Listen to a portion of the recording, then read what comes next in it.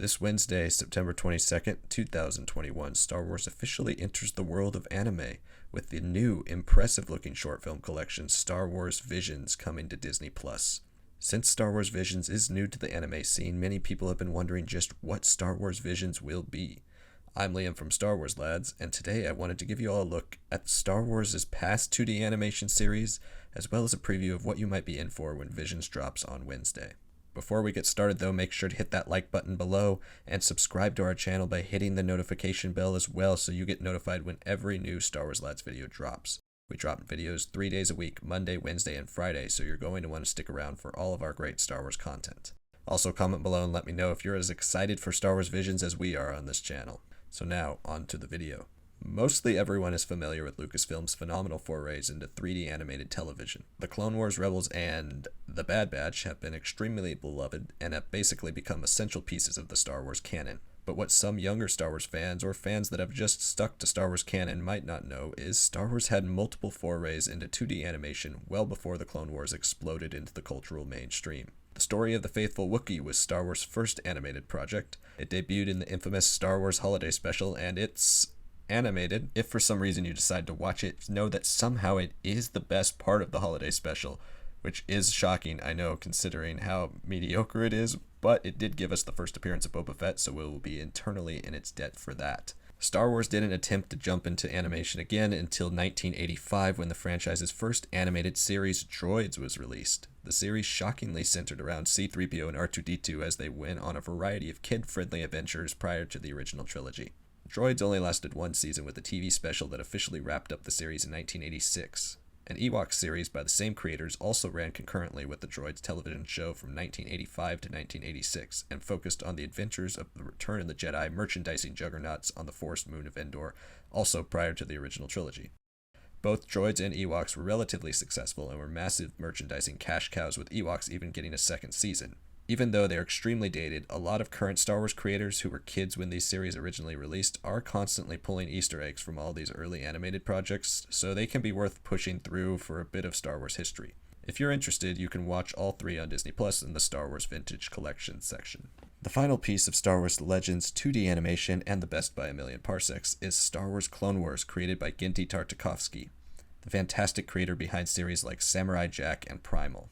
Star Wars Clone Wars was officially labeled a micro-series upon release, with episodes ranging between 2 to 3 minutes coming out weekly over multiple month time span between 2003 and 2005, in between the theatrical releases of Attack of the Clones and Revenge of the Sith. On a personal note, I have super strong memories watching the show as it was being released. If I remember right, the episodes came out around 8:55 p.m. on Friday nights, and as a kid I would stay up past my bedtime to watch them every week with my dad. It got me so hyped for Revenge of the Sith, and the episodes never disappointed. And the show still holds up really well. It may not give us fully fleshed out characters like the 3D animated Clone Wars did, but it has awesome bombastic action sequences, the first appearance of characters like Asajj Ventress and Dirge, and by far the most terrifying depiction of General Grievous you'll ever see. If you haven't given it a try, I highly recommend you binge it. It works pretty well as a 2.5-hour movie if you want to watch it that way, and it's a great example of a really creator-driven, stylized Star Wars series like Visions is going to be.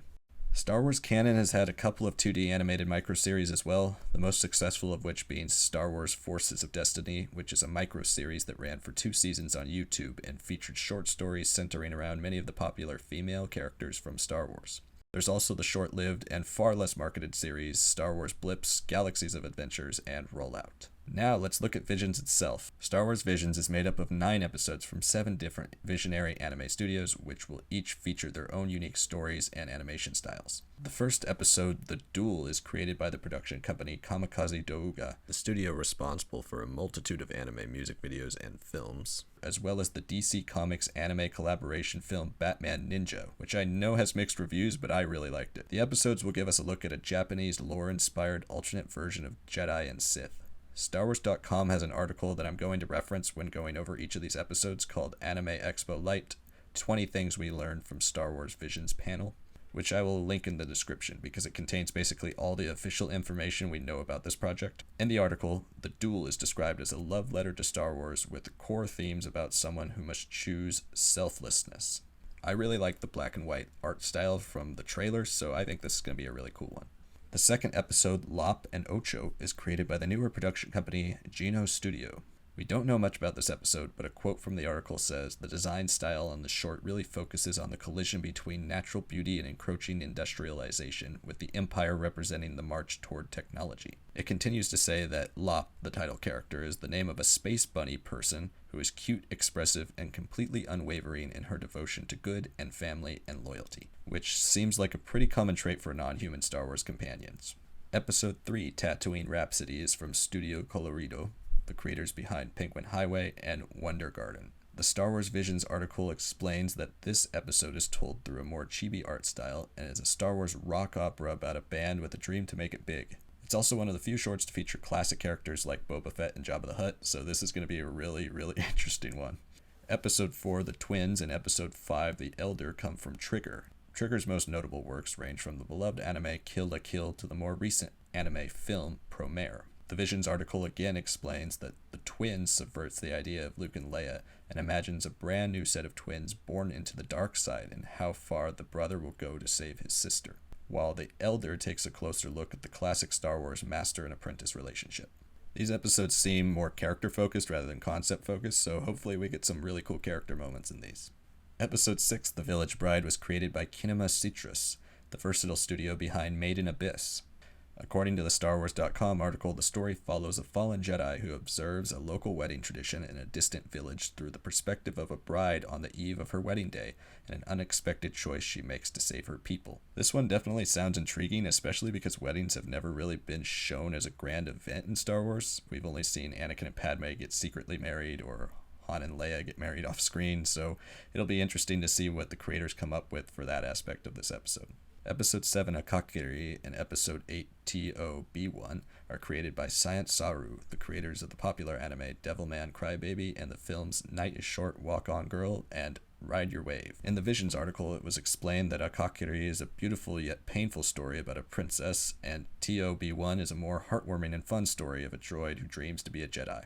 Both episodes are said to be a blend of Saru's animation style with a classic Kurosawa-style version of Star Wars, which was already heavily inspired by Kurosawa, so I'm interested to see what that means. Finally, the last episode, Episode 9, The Ninth Jedi, is produced by Production IG, which is arguably the most prolific anime studio working on the Visions project. Production IG is responsible for hit anime like Attack on Titan, Vinland Saga, and Psycho-Pass, as well as two of my favorite animated films ever, Ghost in the Shell and The End of Evangelion. The Visions panel revealed this episode was originally going to be two different episodes, one set in a time when Jedi have fallen into legend and need to come back as darkness threatens the galaxy, with the daughter of a lightsaber smith seeking out the Jedi and delivering their weapons.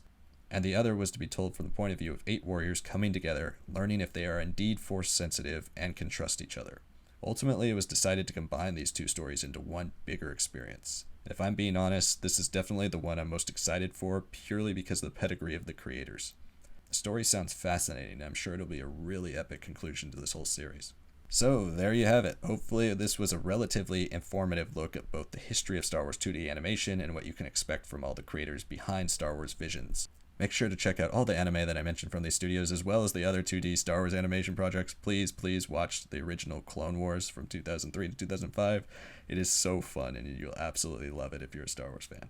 And stay tuned to Star Wars Lads for even more Star Wars Visions coverage. We will be giving our full spoiler thoughts on the series on Wednesday when it releases, and continuing to talk about the series well into the future. As always, keep an eye out for our Wednesday comic reviews this week, as well as Star Wars Lads episode 46 this Friday. Thanks so much for watching, and I'll see you all next time.